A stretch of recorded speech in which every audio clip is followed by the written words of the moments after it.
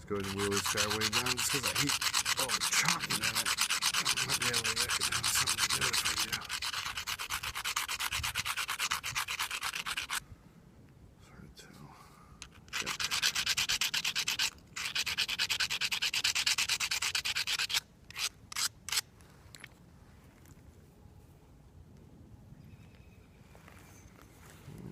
The continuous platform here. Back to the first side, the very first edge I did it on, which now looks like nothing's been done to it because it just gets more and more and more refined and your eyes get more and more critical.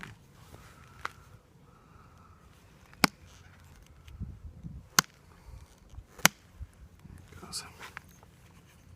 First one can be the hardest sometimes. And I really strengthen up the edge like we just did.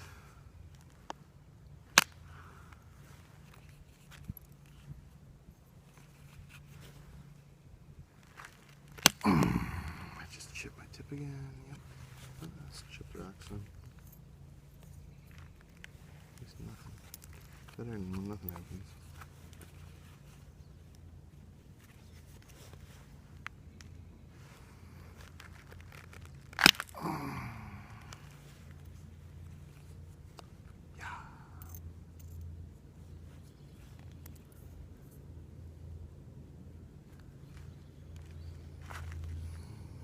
Let's look at the siding time. I'm chipping along. That first one, this one, the one I just did. But then it starts to get to where there's no pattern, but it's like it's kind of already the right bevel on it already. And excuse the fact that when I use that stupid abrader, it shouldn't be the metal part in the middle or the lead or whatever's on the side of those wheels rubbed on it. But yeah, so I think I'll probably skip it up here where it starts to get thicker again. Because if you look, it's kind of already synced up and then it gets thick right here. So it's like, yeah, it needs the pattern there, but if you do that, sometimes you end up with hinge flakes or that area ends up kind of dished out and your edge is crooked. And, you know, just because you want the pattern now doesn't mean the pattern's ready to be there.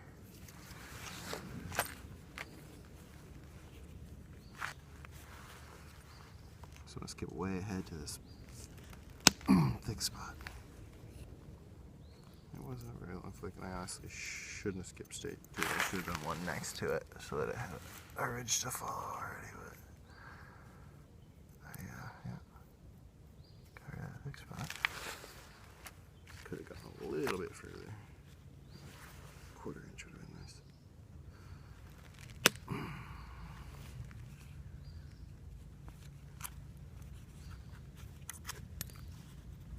This one should go pretty far though.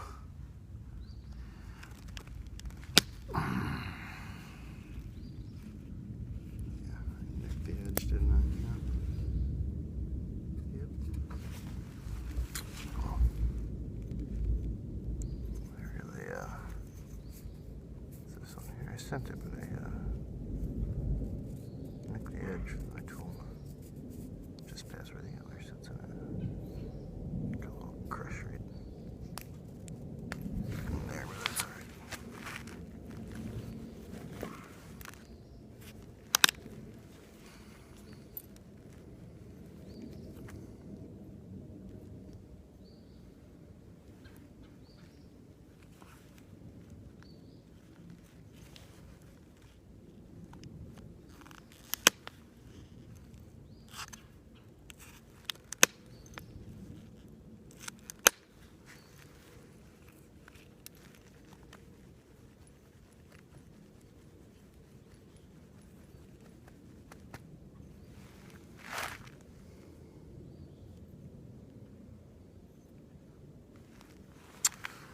That's right on my thing.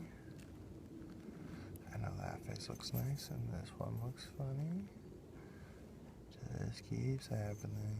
Back and forth, back and forth. If you want that pattern, I mean, there's nothing wrong. I mean, you could notch this or make a corner tang out of it right now.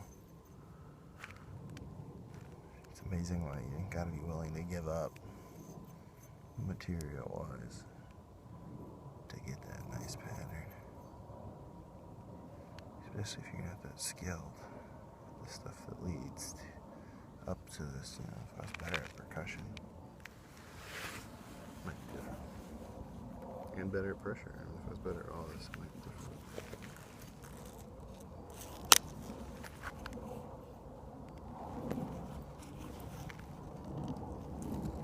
Still gotta give up a lot. I just might not have to give up quite as much as I do, because a lot of times I sacrifice a lot, but it's because I also am making mistake after mistake after mistake that I have to fix.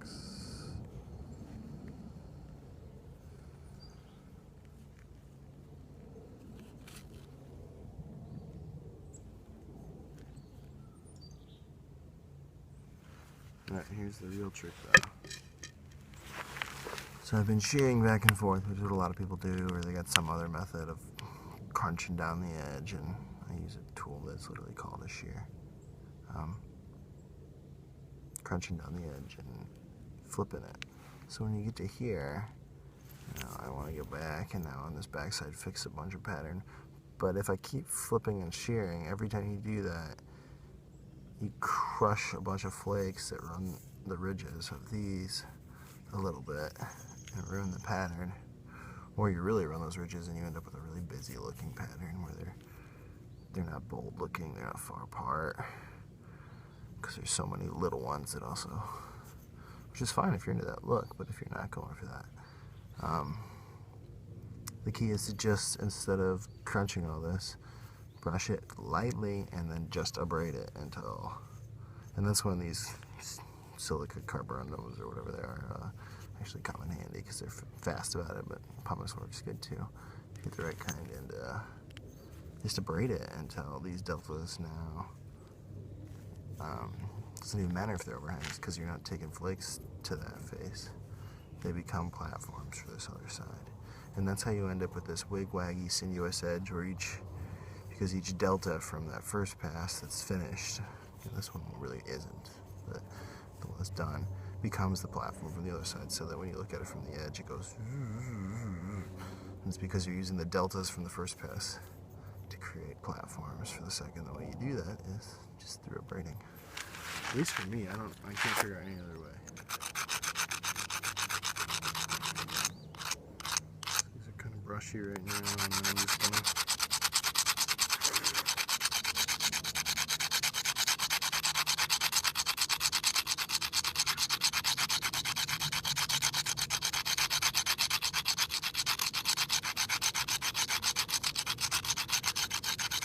you gotta do it at an angle a lot of times to make sure you don't want to abrade flat. You're literally abrading efficiently abrading the platform bevel by just grinding material away rather than chipping it away. Yeah, so now that's the side I did. This is the side I want to work on. And this edge is now strong enough that I can push on, especially with antler, because it grabs. It sounds so much better. Looks like copper. I'm going to go back starting from the tip, because then the first flake doesn't have to be that long at the tip. And the next one's a little longer, and the ridges to follow, so it's always good to start at the tip. Work your way down. Just a little one to get going. Another one.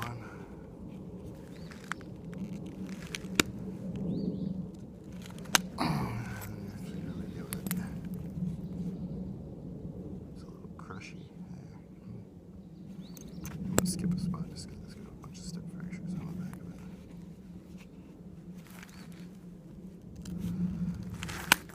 Oh, yeah, that one helped clean a bunch of them up. That was good.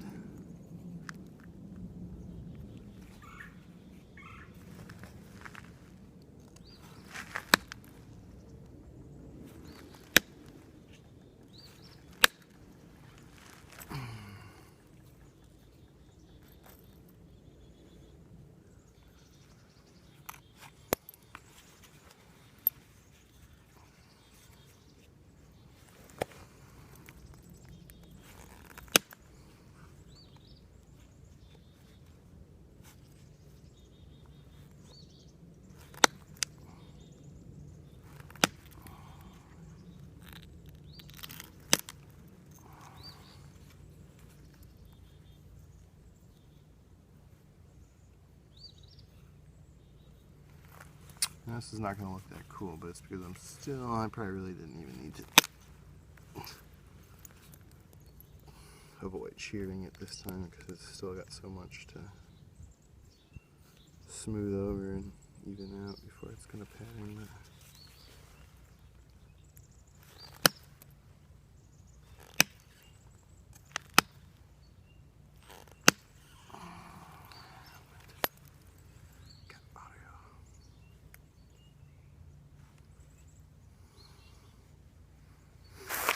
But anyways, that's that one face, and it's still pretty similar, you know. I didn't mess it up much, and then yet it still allowed me, and this is not going to look that cool, but to run a bunch of flakes over. Can't really get to stand that well. On this side, though, pretty much bolder looking, but which is actually what I prefer. I really like spacing them wide. Finally getting one continuous good platform, spacing them really wide apart. And then getting one face really nice. And being really careful about flipping the edges for the other side. But it almost really, for me, needs to be skinny. Because I have trouble getting those big wide ones to pattern out to the center ridge nicely without it being kind of a Dina style width. This is not very good though.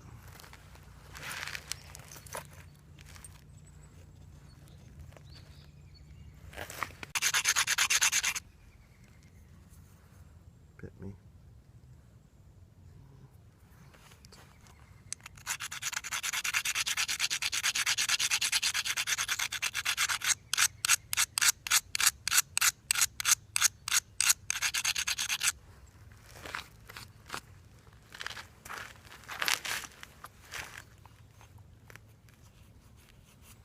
Another continuous platform for this face.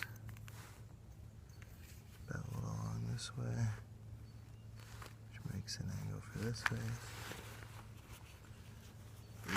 Part of the tip.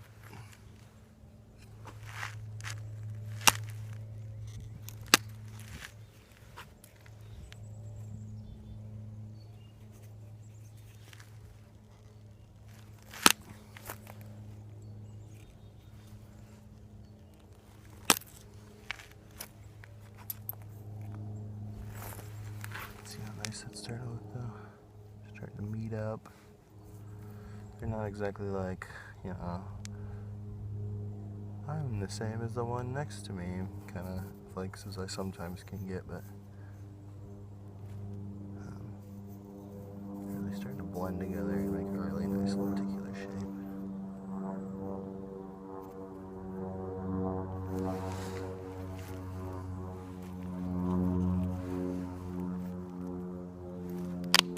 Aw, man.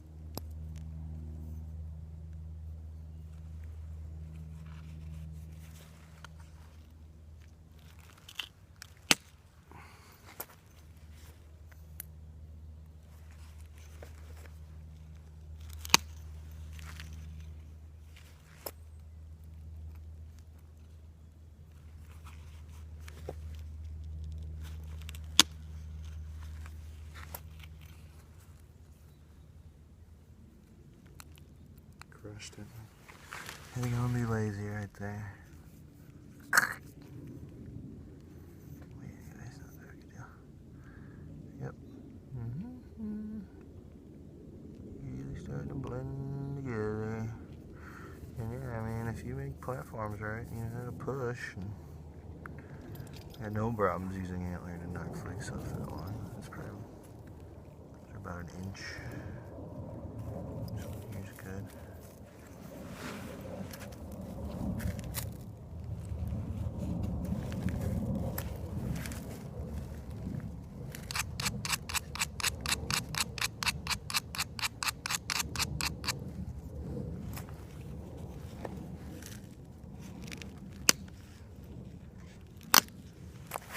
Basically, the stone's like this. I should add to that. And hard Texas stone and stuff, sometimes I can't do it, but heat treated things, especially evacuate, are just so easy.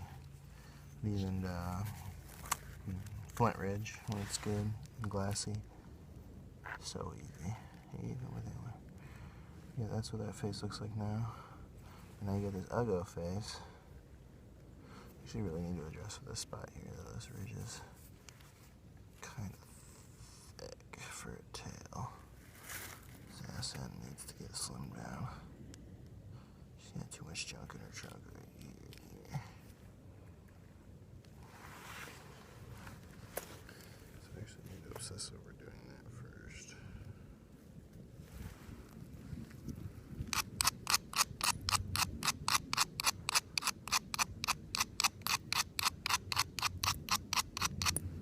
I guess it can come from the base too.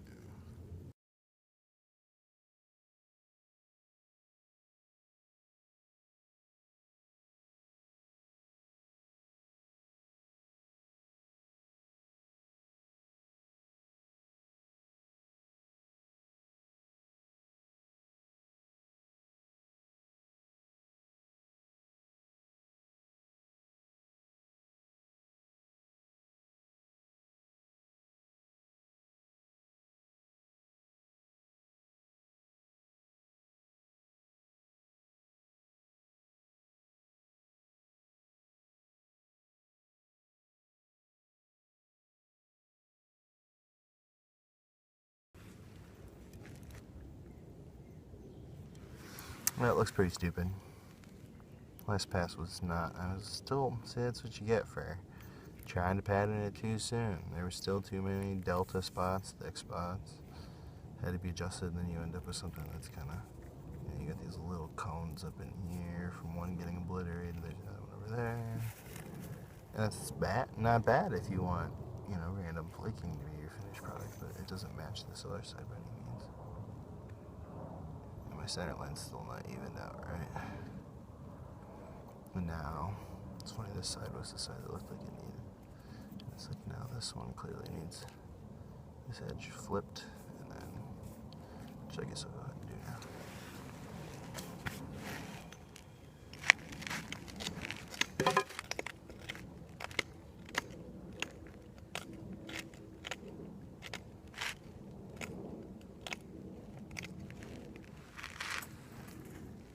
Tool down.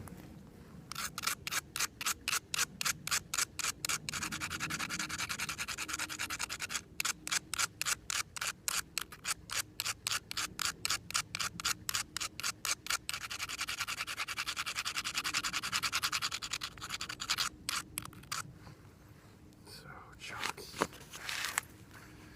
I never got rid of the chalk, this is just a chalky point.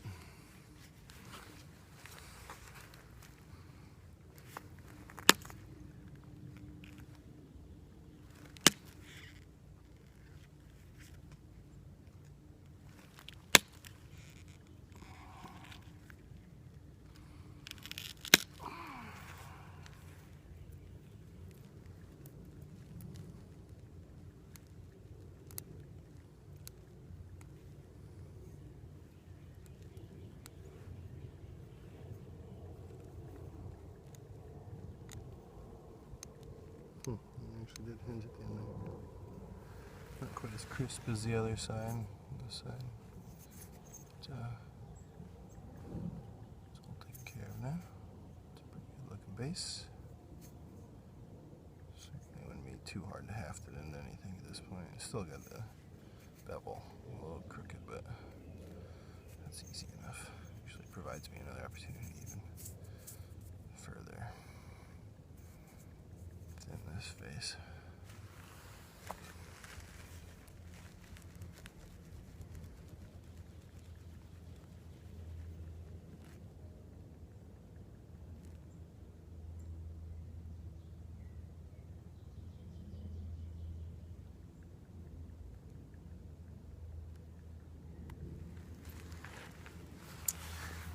yeah, I guess I'll take a break here to just, here's what it looks like.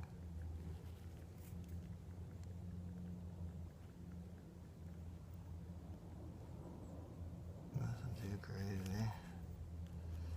Honestly, I would have to just sacrifice a bunch more of this width. Get it more down to Scott's Bluff style shape.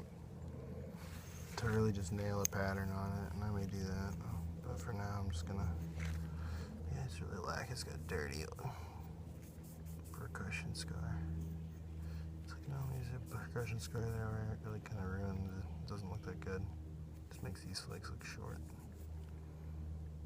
But it's dirty. It's dirty now. And, yeah, I could really fancy up this face a bunch. This one's almost got diagonal flaking, which I've been working on, but let's see what kind of angling shows that it's sort of. This one goes a little whoop. You can see real weird because they're following that.